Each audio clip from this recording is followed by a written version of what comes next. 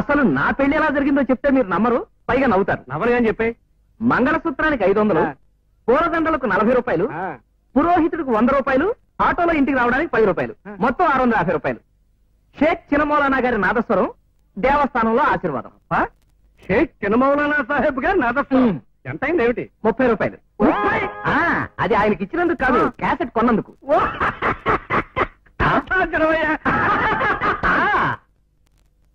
అసలు నా పెళ్లి ఎలా జరిగిందో చెప్తే మీరు నమ్మరు, పైగా నవ్వుతారు. నవరుగా చెప్పే.